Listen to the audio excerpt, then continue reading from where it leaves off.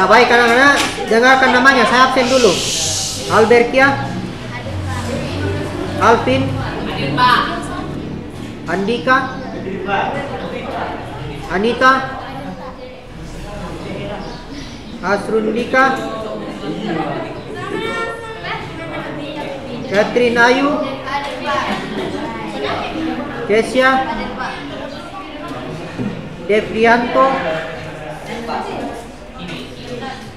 Delvino, Efran, Renalgi, Rizky, Sri Dewi, Yohanis. Selamat pagi semua.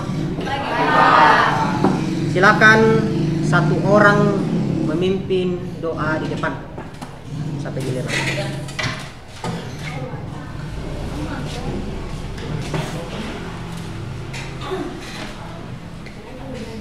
Sebelum kita belajar, mari kita berdoa sesuai dengan kita masing-masing untuk agama Kristen saya pimpin. Kembali lagi kami menuju di hadapan-Mu Bapa. Terima kasih atas penyertaan-Mu dari rumah hingga tempat ini. Sekarang kami akan memulai pembelajaran kami. Semoga pembelajaran yang diberikan oleh Bapa Ibu Guru kami berkaitan yang baik dalam hati dan pikiran kami. Mulai dari kami karena Yesus dan Bapa. Amin.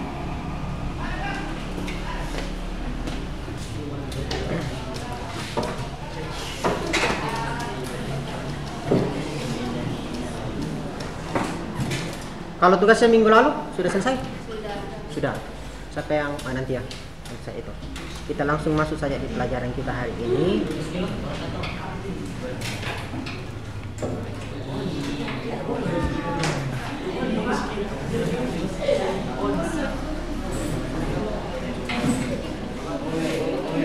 Kita akan belajar dengan tujuan yang ini ya. Tujuan pembelajarannya itu adalah menjelaskan konsep dasar dekomposisi dalam menyelesaikan masalah kompleks, mengidentifikasi pola-pola dalam permasalahan yang berulang, menerapkan konsep abstraksi dalam menyaring informasi penting, kemudian menyusun algoritma sebagai urutan langkah logis dalam penyelesaian masalah. Judul pelajaran kita itu hari ini adalah memahami cara berpikir komputasional dari masalah ke solusi. Tahu semua yang dimaksud dengan komputer? Tahu kan? Bagaimana caranya komputer menyelesaikan tugas-tugas kompleks dengan cepat? Ada yang tahu itu? Komputer bukan hanya seperti yang saya pakai ini, bukan yang seperti kalian pakai mengetik ya. Komputer itu sama dengan yang kalian miliki di dalam tas kalian, yang kalian simpan biasa dalam tas kalian. Handphone Android itu sekelas komputer. Kenapa? Karena dia bisa mengerjakan beberapa macam pekerjaan. Beda dengan handphone yang zaman dulu. Kalau handphone yang zaman dulu itu dia cuma bisa digunakan untuk telepon dengan SMS. Itu saja. Yang zaman dulu itu sudah canggih sekali kalau bisa digunakan untuk mengirim gambar yang model gambar kartun itu yang hitam putih. Sudah canggih sekali dulu itu. Kalau sekarang segala macam bisa, bahkan main game juga bisa. Makanya rental PlayStation tutup kan, gara-gara ada game di Android. Contoh itu, contohnya. Kemudian kita kembali ke pertanyaan yang ini. Bagaimana komputer menyelesaikan tugas-tugas kompleks dengan cepat? Karena komputer itu dia memiliki konsep. Konsep itu bisa dikatakan konsep berpikir komputasional. Pertama itu dekomposisi, kedua pola, ketiga abstraksi, dan keempat adalah algoritma. Jadi hari ini saya akan ajak kalian untuk berpikir seperti sistem kerja dari komputer. Yang pertama dekomposisi, memecah masalah besar menjadi bagian yang kecil yang lebih mudah dikelola dan diselesaikan. Ini semua sarapan tadi? Oh, ada yang tidak? Oh iya. Kalau begitu Nasihat saya untuk yang tidak sarapan, tolong sarapan kalau pagi, karena kalau tidak nanti kalau umur 30 tahun, 40 tahun ke atas nanti kamu itu bisa kena sakit mah. Koleksimu nanti di rumah itu obat sakit mah semua. Itu yang saya khawatirkan itu, mudah-mudahan tidak ada di sini. Kalau misalnya kita makan, umumnya kita makan nasi kan? Iya. Atau biasa juga ada yang mungkin karena dibilang untuk kesehatan makan makanan selain nasi. Ada makanan pokok yang lain selain nasi, contohnya ubi, kemudian ada singkong, kemudian ada apa lagi? Kentang, begitu. Siapa yang pernah makan ubi di sini? Saya. Bagus sekali. Pertanyaan saya sekarang adalah, kalau misalnya ubinya itu belum dipotong-potong pas dihidangkan kemudian belum dipotong-potong, adakah yang berani langsung kasih masuk ke mulutnya itu ubi yang besar-besar begini kasih masuk? Ada? Tidak ada. Harus diapakan dulu itu? Dipotong. Itulah yang dimaksud dengan dekomposisi. Artinya kita jadikan bagian-bagian yang kecil dulu. Kemudian yang kedua, ada namanya pola. Pola itu artinya mengidentifikasi pola atau kesamaan dalam masalah untuk menentukan solusi yang lebih efisien. Pola ini biasanya kita temukan di mana dalam kehidupan kita sehari-hari? Ya? Oke, bagus. Pola makan, apalagi? Betul, pola HP juga kan. Pola makan, pola tidur, pola hidup, toh? Ya. Nggak ada pola mati kan? Nggak ada. Baik. Tapi yang sering lebih dekat ke kita itu adalah ya pola makan. Betul. Yang paling dekatnya lagi itu adalah pola handphone, kan? Pola smartphone-nya kalian. Siapa di sini yang pernah lupa pola HP-nya? Kenapa bisa itu? Hah? Kenapa bisa dilupa itu pola HP-nya? Susah. Gara-gara apa itu? Padahal kan yang bikin kamu, terus yang lupa kamu. Terlalu susah. Iya. Jadi kalau misalnya mengingat pola itu artinya kesamaan dalam masalah untuk menemukan solusi. Selanjutnya ada namanya abstraksi. Itu menyederhanakan masalah dengan mengabaikan detail yang tidak penting. Misalnya, kamu disuruh untuk menyapu dalam ruangan ini. Ada sampah yang memang harus disimpan, dimasukkan ke dalam tempat sampah. Ada sampah yang tidak apa-apa kita sapu langsung keluar. Contohnya yang pasir-pasir apa segala macam, itu bisa disapu langsung keluar. Tapi kalau yang kertas, kemudian bungkus kue dan lain sebagainya, itu harus dimasukkan ke dalam tempat sampah. Karena kalau tidak, di luar akan kotor. Itulah yang dimaksud dengan abstraksi. Jadi abstraksi itu kamu sederhanakan masalah. Kalau misalnya itu tidak penting, berarti kamu fokus ke yang lebih penting untuk jadi solusinya. Kemudian ada yang namanya algoritma. Algoritma itu membuat sesuatu untuk membuat hidupmu lebih teratur lagi. Nanti kita akan bikin tabel yang ada hubungannya dengan kegiatanmu sepulang sekolah sampai nanti kamu tidur kalau malam. Nanti ada kita bikin algoritmanya itu. Perhatikan video berikut ini. Apakah kira-kira yang dilakukan oleh orang ini?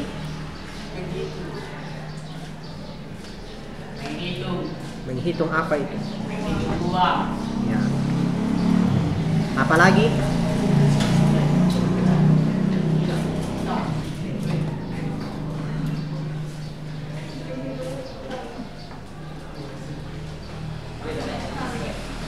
Dia fungsinya apa itu?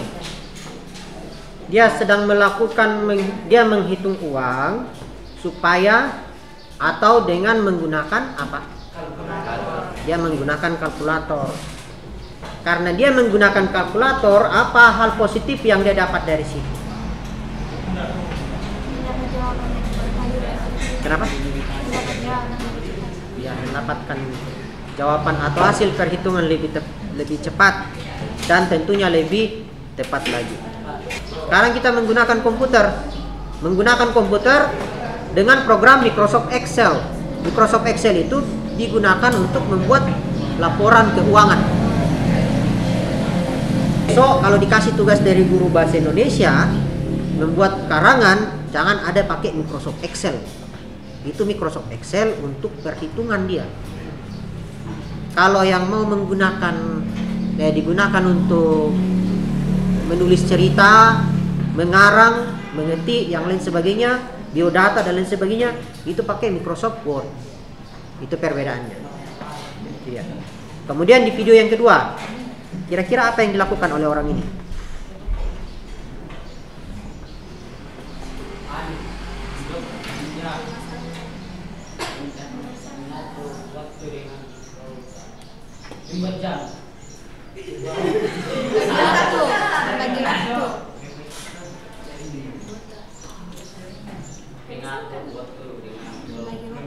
Dari judulnya di atas sudah hampir kelihatan itu maksudnya apa. Dia itu membuat flowchart, kemudian di bagian atasnya itu dia ada judulnya di situ mengatur waktu. Jadi di situ nanti dia sementara membuat algoritma untuk pengaturan waktu. Itu dia. Jadi dari dua video itu mudah-mudahan sudah dipaham tentang yang namanya 4 poin dasar dari berpikir komputasional. Mari kita studi kasus sekarang. Soal yang pertama, ini ada hubungannya dengan kehidupan kalian sehari-hari. Jadi saya rasa tidak ada yang susah di sini untuk dijawab. Tidak usah, dijawab saja.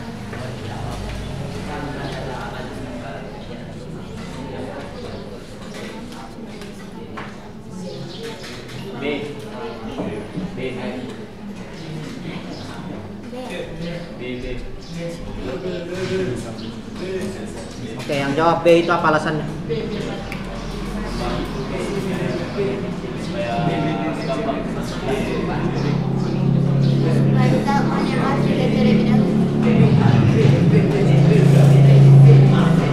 Ini masuk dalam kategori dekomposisi. Itu memecah masalah yang besar menjadi bagian yang kecil.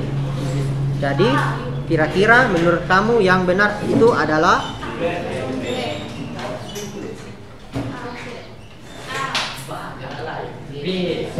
Pegang semua jawabannya. Ini adalah jawaban yang benar. Selanjutnya di soal nomor 2. Perhatikan. Ini masih kehidupan sehari-hari juga ini. Ini ada hubungannya dengan pola, mencari urutan yang efisien.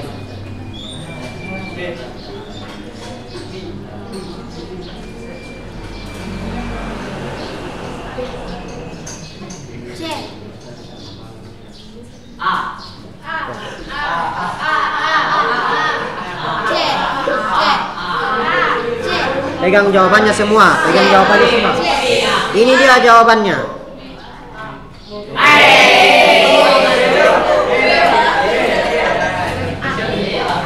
Itu menyiram tanaman yang berada dekat satu sama yang lain terlebih dahulu. Itu masuk kategori pola, mencari urutan yang efisien berdasarkan lokasi tanaman yang ada. Soal ketiga. Ini ada hubungannya dengan algoritma, yaitu membuat langkah-langkah yang jelas untuk menyelesaikan masalah.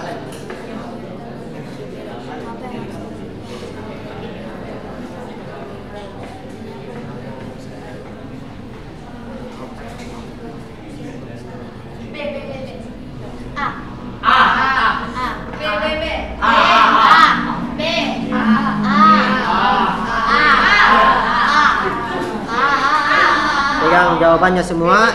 Ini adalah jawaban yang tepat.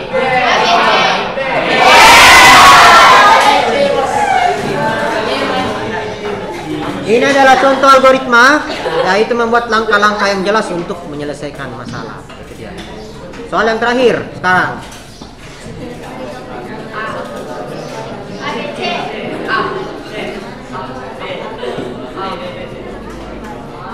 Pilih salah satunya, jangan disebut semua.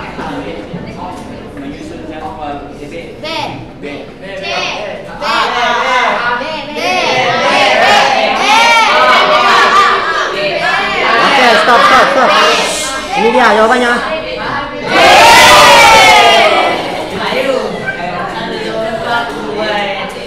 Oke, sudah, jangan terlalu ribut ya temannya belajar sebelah. Ini adalah contoh abstraksi, yaitu menyederhanakan masalah atau mengatur waktu dengan fokus pada hal-hal yang lebih penting. Jadi kesimpulannya itu adalah kita belajar bagaimana berpikir komputasional yang dapat diterapkan dalam kehidupan sehari-hari.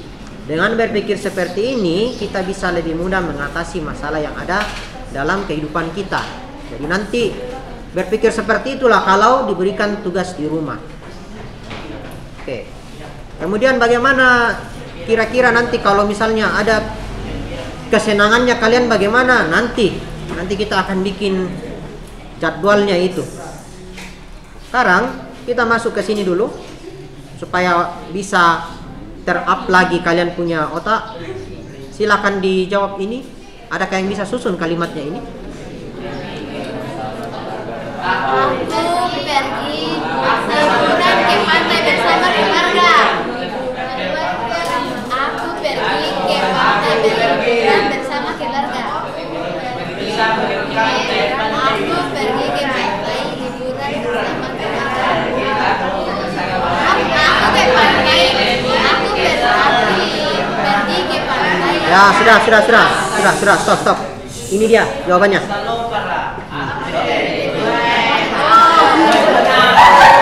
Ya, oke, sudah ya. Tenang, sekarang kita masuk ke yang soal kedua.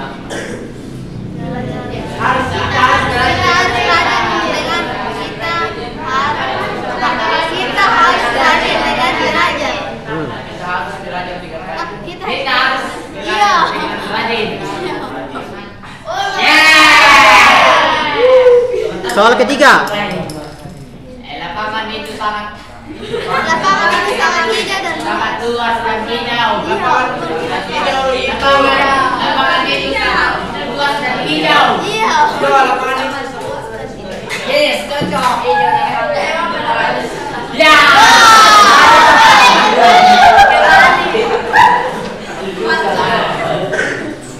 Oke. Sekarang kita masuk ke diskusi kelompok. Diskusi kelompoknya itu ada seperti yang modelnya seperti yang minggu lalu ya. Minggu lalu buatlah kelompok. Kemudian kamu dan teman-teman kelompok diminta untuk membuat tabel dengan judul jadwal kegiatan sehari-hari di rumah. Jadwal ini nanti kalau bicara dulu. Nah, dengarkan saya dulu bicara. Jadwal ini akan meliputi kegiatan yang biasa kamu lakukan setelah pulang sekolah hingga malam hari. Bacalah dengan cermat tugas yang diberikan, diskusikan dengan kelompok Anda dan persiapkan presentasi untuk menjelaskan tabel yang telah dibuat. Presentasikan tabel Anda ke depan kelas. Nanti tabelnya itu dia akan memenuhi unsur dekomposisi, pola, abstraksi, dan algoritma. Contohnya itu adalah seperti yang ada di depan ini. Ini kegiatan kalau kalian pulang sekolah. Jadi nanti kalau misalnya tidak dilihat apa segala macam, saya kasihkan penjelasan dulu.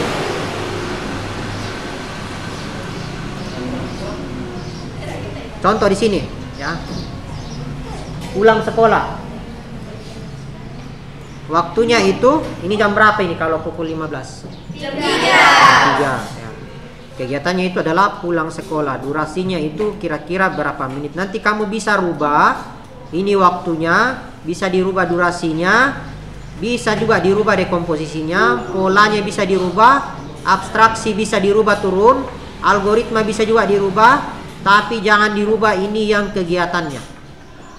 Nama kegiatannya pulang sekolah, kemudian yang kedua belajar atau mengerjakan PR, kemudian yang berikutnya membantu orang tua, kemudian makan malam, kemudian tentu saja bermain media sosial atau bermain game, kemudian ada persiapan tidur, dan yang terakhir itu adalah tidur. Ini adalah contohnya. Tapi kalau kamu rasa bahwa waktunya ini sudah cocok dengan waktunya kalian, maka tidak usah diganti. Yang kamu ganti nanti harus banyak itu adalah dekomposisinya di sini, pola, abstraksi, dan algoritmanya. Durasinya itu berapa menit kira-kira kamu yang tentukan nanti. Waktunya kamu yang tentukan. Pulang sekolah kira-kira sudah cocok kayak ini. Kemudian belajar atau mengerjakan PR sudah cocokkah ini? Membantu orang tua sudah cocokkah jam segini? Kemudian makan malammu sudah cocokkah jam seperti ini? Kemudian bermain media sosial atau bermain game. Nah, ini saya ragu-ragu, ini durasinya cuma segini ini, 1 jam. Biasanya itu sampai 2 atau 3 jam. Lebih. Nah, itu dia. Makanya diatur nanti kira-kira. Persiapan untuk tidur itu kira-kira berapa menit. Kemudian kamu tidur itu kira-kira jam berapa? Nah,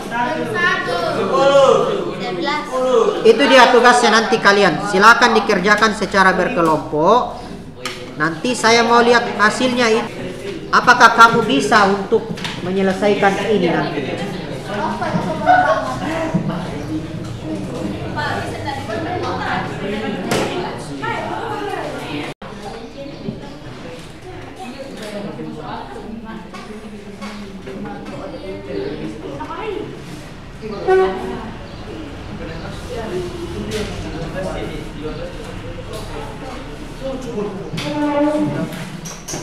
Adakah yang bisa bacakan hasilnya itu? Yang pertama dari pulang sekolah sampai dengan membantu orang tua. Ada yang bisa bacakan hasilnya itu?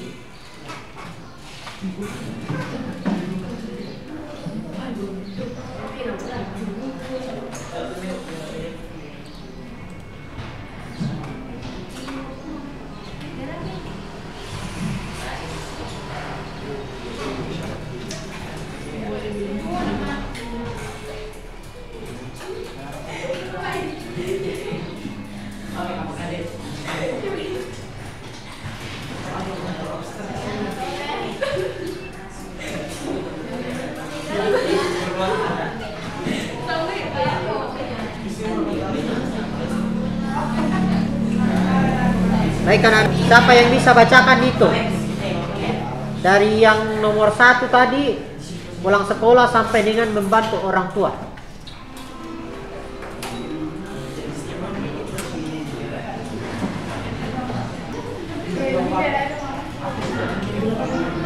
Pulang sekolah. Dengar temannya. Ini hasil persentase. Ini adalah presentasi temannya tentang jadwal kalau pulang sekolah. Jadi tolong didengarkan yang lain, dia belum selesai itu. Waktu pulang sekolah 15.00 sampai jam 15.20. Waktu pulang biasanya selalu berbeda-beda. Ya. Tidak ada deadline yang ditentukan. Pulang sekolah. Oke, berikutnya. Siapa lagi? Untuk situ. Berdiri ya, berdiri. Waktu pulang sekolah 15.30. Ya. Belajar atau mengerjakan PR. Pulang sekolah 15.20 sampai 16.00. Oke. Mengerjakan PR menulis membaca. Sekolah belajar biasanya setelah pulang sekolah. Abstraksi fokus pada pelajaran yang perlu dikerjakan. Algoritma tentukan subjek, membaca materi, mengerjakan PR.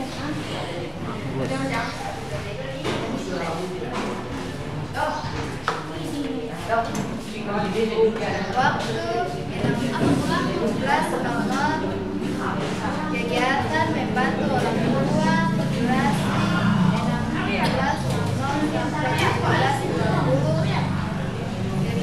sisi mencuci piring, menyapu, memasak, bola, membantu setelah mengerjakan tugas. Abstraksi fokus mengerjakan pekerjaan rumah, algoritma tentukan tugas, melakukan tugas, membersihkan diri. Oke. Siapa lagi yang belum? Waktu 17.20 makan malam 17.30 sampai 18.00 dekomposisi makan dan minum. Pola makan malam setelah membantu orang tua. Abstraksi fokus pada makanan. Algoritma siapkan makanan, makan, membersihkan piring.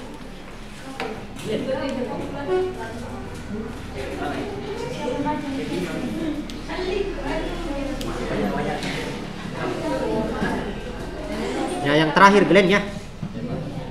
Waktu 18.00 bermain medsos, bermain game.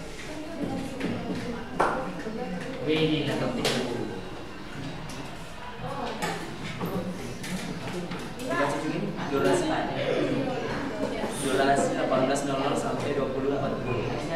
Di komposisi game menonton TikTok, IG, cek WA. Pola bermain setelah membantu orang tua. Abstraksi fokus pada medsos dan game favorit. Algoritma aplikasi cek pesan, game, mainkan game, istirahat. Tepuk tangan buat temannya.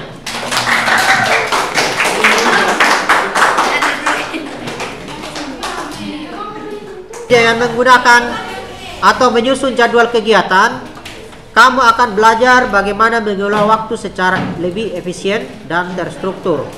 Semoga tugas ini membuat kamu lebih sadar tentang pentingnya manajemen waktu. Kita lanjut ke diskusi kelompok kedua. Kamu akan menyusun algoritma dengan flowchart.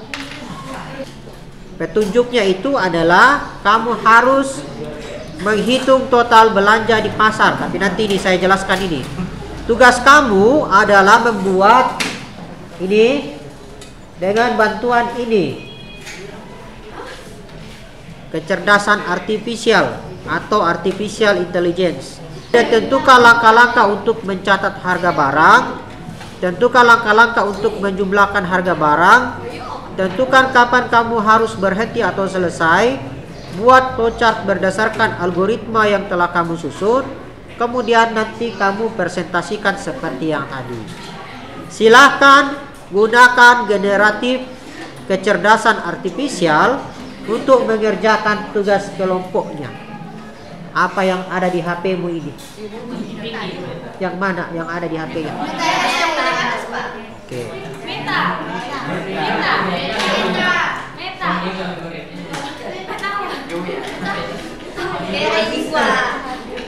Nanti jadinya itu adalah seperti ini nanti. Ini. Jadinya nanti seperti ini. Ada mulai, kemudian ada masukkan harga barang pertama, kemudian ada apakah ada barang lain, kemudian ada kondisi ya dengan tidak, kemudian masukkan harga barang berikutnya, hitung total belanja dan selesai. Ketika tulisan berikut ke dalam generatif KA-mu itu, ini yang warna biru, tulis masuk ke dalam AI tersebut, kemudian lihat hasilnya nanti bagaimana. Silakan dikerja, kalau ada yang bingung silakan bertanya.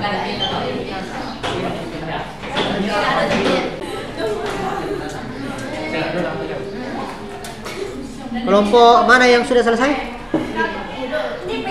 Kalau begitu kita masuk ke dalam presentasi. Siapa yang bisa presentasikan hasilnya?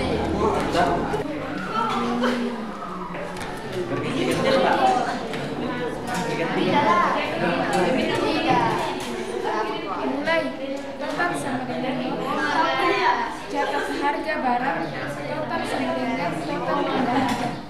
Apakah ada harga lain? Ya, kembali ke catat harga lain. Kalau tidak, tampilkan total.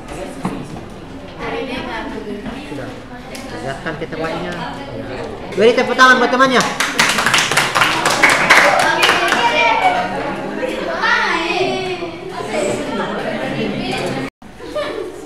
Bagaimana pengalamannya tadi menggunakan generatif KA atau AI? Apa yang bisa kamu dapatkan dari situ? Berarti kesimpulannya itu adalah generatif KA atau AI itu bisa mempercepat tugas kita. Kamu diharapkan memahami bagaimana menyusun algoritma sederhana untuk menyelesaikan masalah sehari-hari. Seperti menghitung total belanja. Jadi flowchart itu membantu kamu untuk memvisualisasikan proses langkah demi langkah yang harus dilakukan.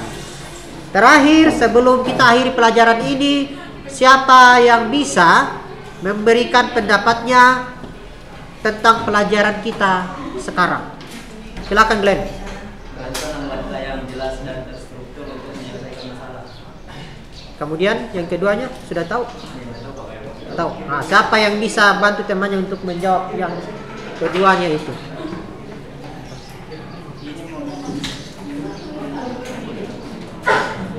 Pentingnya algoritma. Itu yang kamu tahu hari ini? Oke, bagus. Tepuk tangan buat temannya.